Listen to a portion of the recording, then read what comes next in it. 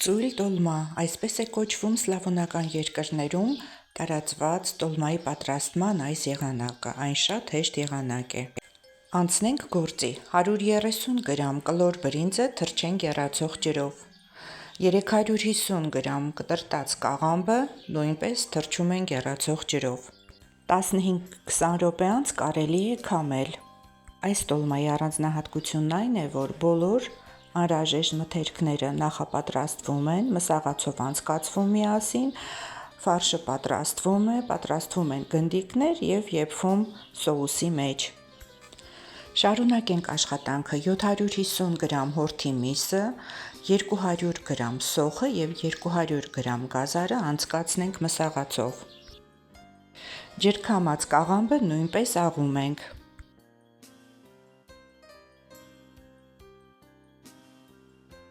Ավելացնում ենք ջրքամած բրինձը, ավելացնենք նաև կես կապ կտրտած համեմ, 1 ճաշի գդալ չորացրած ցիտրոն, կարմիր քաղցր աղացած պղպեղ, սև աղացած պղպեղ և աղ, այս բոլորը ըստ ճաշակի։ Ավելացնենք 1-1.5 ճաշի գդալ բուսայուղ։ Ստացված զանգվածը լավ խառնում ենք հունցում, որպեսզի դառնա համասեռ կպչուն զանգված։ Եթե նկատեցիք, սովորական տոլմայի ֆարշից տարբերվում է նրանով, որ կաղամբը, գազարը աղացվում է և միանգամից ավելացվում ֆարշին։ Այժմ պատրաստենք սոուսը, 2 հատ միջին չափի սոխը կտրտենք մանր, 1 ճաշի գդալ յուղի մեջ տապակենք, ավելացնենք 2-2.5 ճաշի գդալ տոմատի մածուկը, 1 բաժակ ջրով բացված։ Սոուսի մեջ կդնենք նաև 2-3 լավրի տերև, 1.5 թեյի գդալ շաքարավազ, 1.5 թեյի գդալ կարմիր քաղցր պղպեղ, կես թեյի գդալ սև աղացած պղպեղ։ Կավելացնենք չոր կանաչիները, ցիտրոն, ռեհան, իսկ վերջում կավելացնենք թարմ կտրտած կանաչիներ։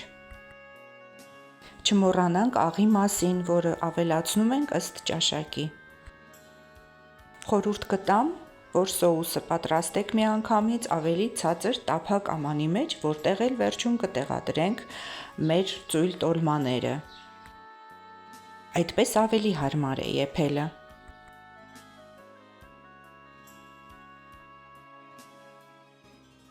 Պատրաստի սոուսի վրա ավելացնում ենք եռացող ջուր, մոտավորապես 1 բաժակ։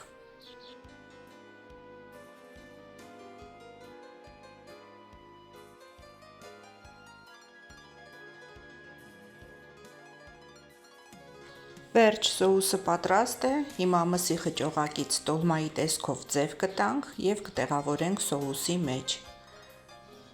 Անհրաժեշտության դեպքում վրան կավելացնենք ջուր, տոլմաները ամբողջությամբ պետք է ծածկված լինեն սոուսով։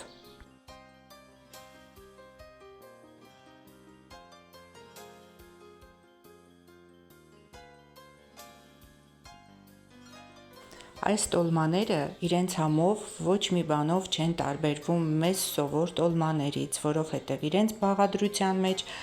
մեր տնական տոլմաների բոլոր բաղադրիչները ներկա են։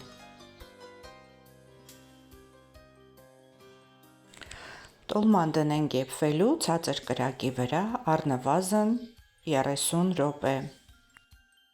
Նույն խճողակից նույն ձևով կարելի է պատրաստել ծույլ տոլմայի կիսաֆաբրիկատ, պահպանել սառցախցիկում և ցանկացած պահի հանել, ընդամենը սոուս պատրաստել, տեղավորել սոուսի մեջ, դնել եփվելու և րոպեների ընթացքում տոլման պատրաստ կլինի։